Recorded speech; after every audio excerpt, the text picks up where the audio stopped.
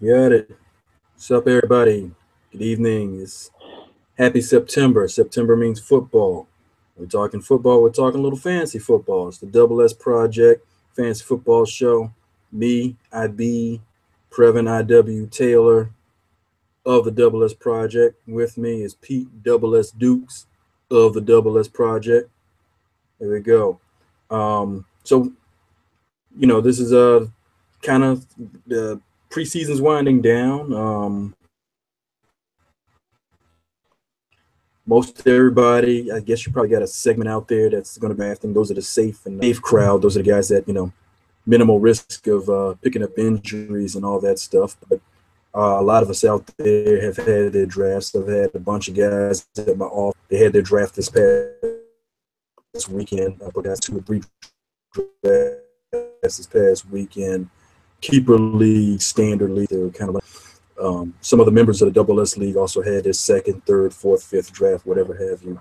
So for the most part, everybody's got is put together a team or several teams, and they're getting all set for their the grind of the fantasy football season.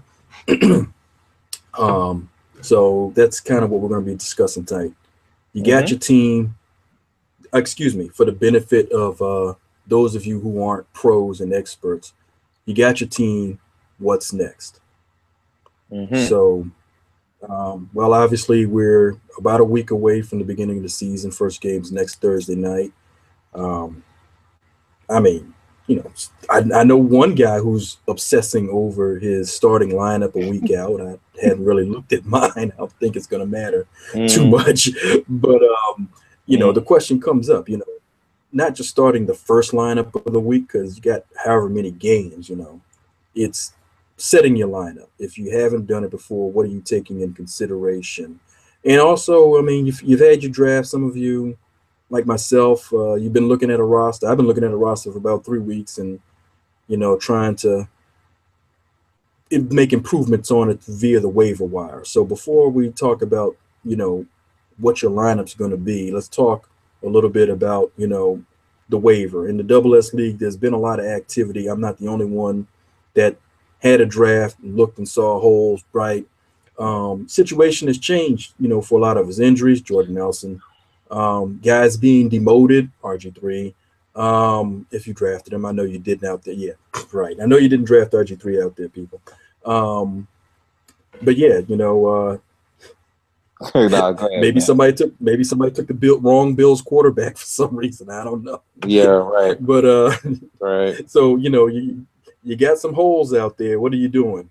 Pete, what is your approach right now with the waiver wire? Well, I'll tell you exactly what I did. I mean, there's some obvious situations because with our draft and our league, it was automated, so I wound up with RG3 as my Mm. backup, and I quickly made a waiver move to remove him, even before the benching came.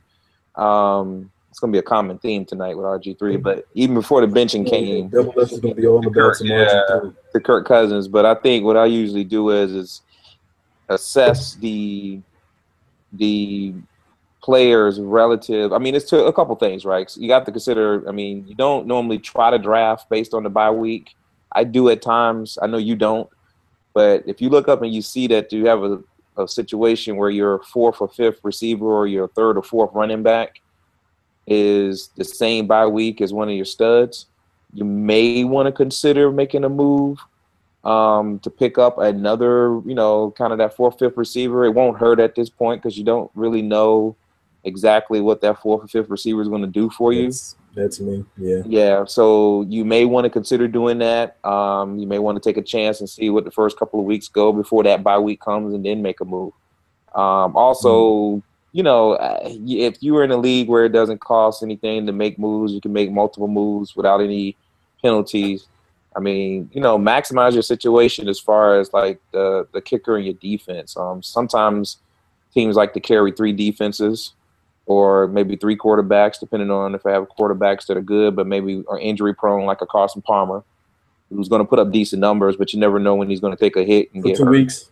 Right. Yeah, 2 weeks. So Yeah. those are a couple things that I typically look at in this, and just kind of go to the waiver wire just to see. And then, as the depth charts come out, you're going to see one or two players that you thought were going to be a starter. Again, Mm-hmm. RG3, back to that theme, one or two players. So, for Mm-hmm. example, I'll give you a clear example. Trey Mason is the starter out in St. Louis, but you don't know if Gurley's going to get the call. The clock is ticking on Trey. You know he's going to get a few good weeks in, Right. Right. and yeah. Yeah, and then the kid Brian Oliver in San Diego? Melvin Gordon's going to get on the field.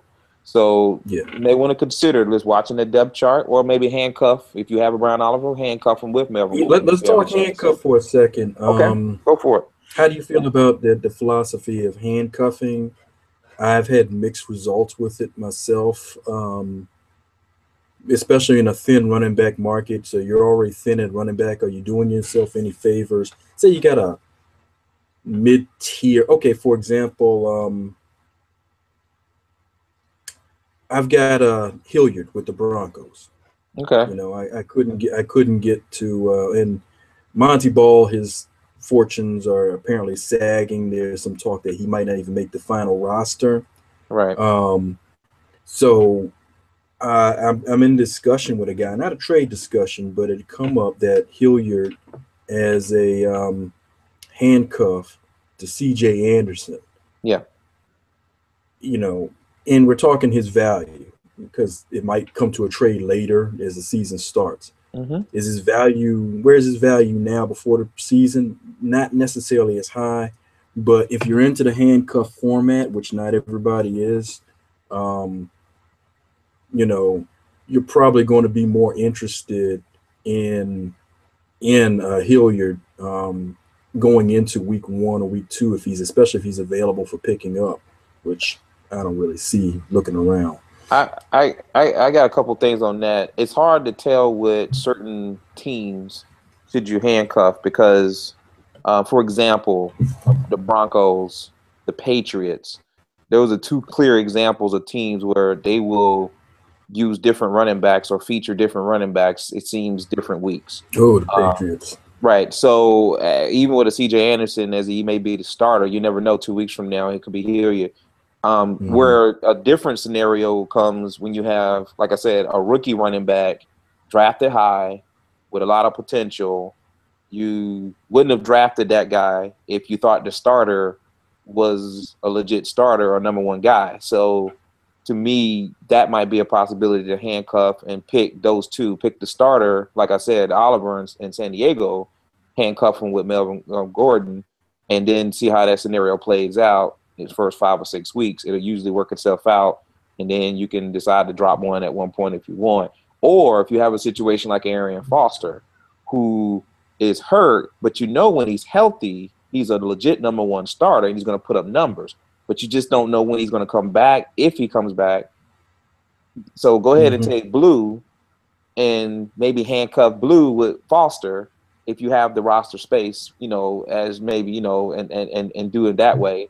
And I've seen that be successful. To your point, though, with certain teams, they may feature different running backs, and it's hard to sometimes gauge that. But those two scenarios, I think this year, when you have that rookie running back, the two that I'm talking about, and the starters, I think there's a legit reason to handcuff the running backs. Mm-hmm. Yep.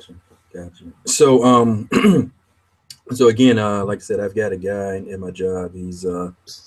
He's talking about his starting lineup, and I can't not engage him because he's really enthusiastic. So I'm like, well, so we carry the conversation. He's probably watching right now, and I'm cool with that because we need all the support we can get. Hit the thumbs up.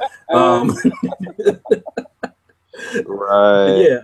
I'm like, I'm kind of like the grizzled old man's starting lineup. I'll put one in next Wednesday.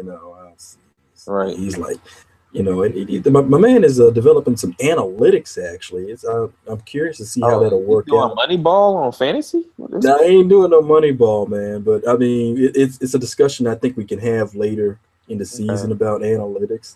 And I mean, but it's good conversation. I appreciate the engagement. It's a good conversation. And so he's talking about his starting lineup, and I'm like, it'll matter next Thursday. But yeah, it's starting lineup time. So, we say the same thing for the last 3 years. We talk about the starting lineup. Mm-hmm. You're looking at the matchups, and some of these matchups, some of the new guys, they're looking at their websites, they're looking at their apps, they're looking at the phones, whatever, and they say, here's the projection. And I don't know, how much of the projections do you weigh into when you're setting a starting lineup? Because you've been doing this long enough. At this point, it's more like, I say at some point, the gut instinct and what you know about a matchup takes over. I read articles. I love reading Matthew Berry's Thursday Love Hate. That does not drive all my decisions, or hardly any of my decisions. But they present, some interesting statistical points to go along with the projections that your in-house resources like your apps and websites already provide. But that does not govern how I put in a lineup. Yeah, that's me personally. No, I think projections are good to give you a sense of comfort in some of your decision making, but I think at the end of the day, you have to pay attention. And it really, like you say, it really depends on how much you're into to the analytics that you kind of create in your own mind, as far as the weather and playing in a dome, and this person is good against certain defenses or certain rivalry games or whatever the case may be. I mean, you have to have some football IQ or knowledge of the overall essence of what football, what's going on in the season. And you're definitely more weather conscious than I am. Well, because I lost a championship because of weather one time, and once you lose a championship because of weather, you tend to pay attention to when you lose a championship. Everybody that's out there that's played in the fantasy world that remembers the goalpost turning 90 degrees Patriot game.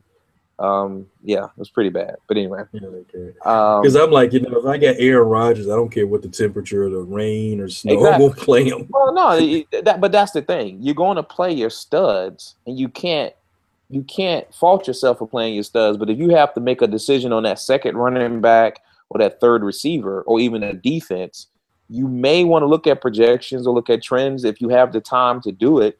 A lot of times I would overthink things. A lot of times you're going to win the majority of games with the studs. And if you draft it well, usually your studs is your first 5 or 6 picks. So it's one of those things where, you can't overthink it. But, projections are there. You can't play fantasy football and not overthink. Okay. We're all guilty of it.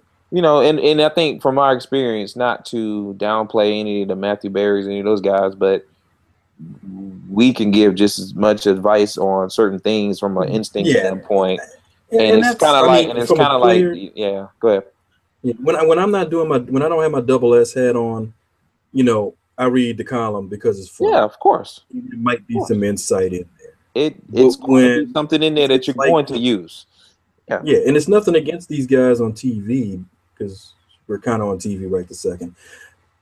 We're not paid to do this. We spend 8 hours of our day doing stuff other than fantasy football, at least 8 hours of our day. I don't have a staff providing me these numbers and projections, and this guy does this. Like you say, analytics.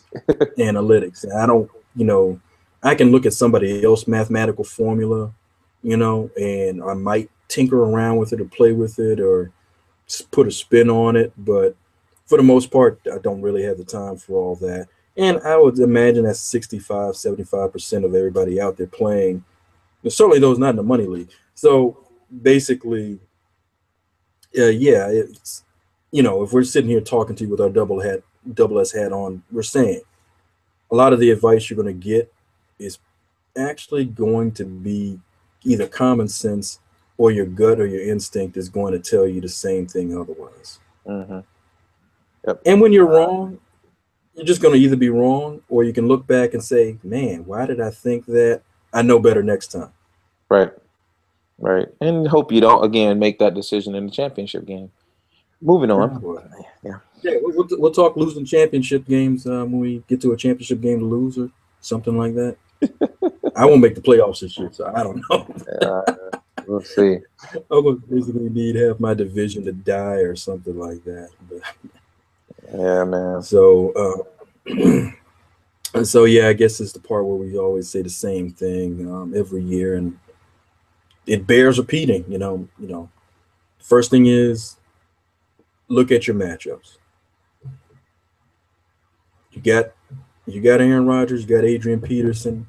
Doesn't really matter who you're up against, unless you got that ace in the hole that still play them. Pretty much. And if you can fit that other ace in the hole into your roster, find a way to do it somehow. Your lineup, find a way to do it somehow. And then after that, kind of like I said, look at the rest of your matchups. I mean, a guy's up against a good secondary. And you can gauge his chances for having. You can probably gauge his prospects for how much he's going to give you. Your projections will tell you one thing, and you can either agree or disagree with that. But I would say certainly trust your own gut. And I agree with that. No doubt. So I mean, go ahead. No, I said, yep. I said I agree with that. I think the other thing too is lineup to lineup. Just really, pay attention to some of the stories that as far as your kind of mid-level players. Just keep paying attention. Those are the ones you're gonna have to pay the most attention to. I guess is what Previn's kind of alluded to. Your studs are your studs. I mean, if you're gonna lose, you're gonna lose because your studs had a bad week, and typically did or did not come through. Yeah, and usually that's not gonna happen but 1 or 2 weeks during the season for most of them. So you're gonna have to underscore that note. If you go 2 and 3 weeks and your studs don't come through for you, all that means is you don't have any studs. Yeah, I guess. Or you could just be have bad luck or a combination of each one of those studs just having bad weeks at the same time. But I'm saying 2 and 3 weeks in a row. That lets you know you've got a bad team. If all of a sudden Adrian Peterson and Aaron Rodgers are not performing for 2 or 3 weeks, you're gonna lose. I mean, you didn't pick them thinking that they weren't going to perform. So if they don't, that's just not your year, and it's okay. Well, nobody's going to be upset. Nobody's going to be upset. I mean, for example, I had T.O. in that last year in Dallas, where they just decided they weren't going to throw him the ball. And that's not your fault. That's not your fault, bro. But when you look at the lineup and it says you got T.O. and you got this guy, and they're giving you 2s and 3s and 5s. It's not your fault. A reoccurring theme here in the Double S Project Fantasy Football, you got names and then you got studs. But that's for the regular season. That's regular season talk. So we aren't there yet. Oh man. So, we got anything else for tonight, or I think that's about it. Because this is the quiet before the storm here. Yeah, I think that's it, man. I think we're good. Yeah, I can't see myself locked in front of the TV for that week 4 preseason bonanza we're gonna have. Right.